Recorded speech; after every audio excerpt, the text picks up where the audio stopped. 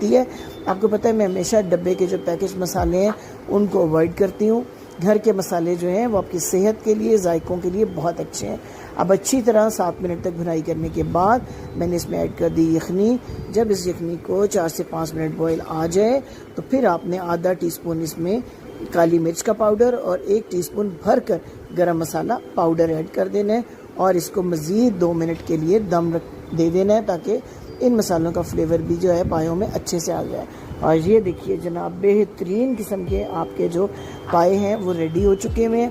इनको dish out करते हैं। ये देखिए क्या ज़बरदस्त लेसदार और मज़ेदार किस्म के आपके ये पाए तैयार हो चुके हैं।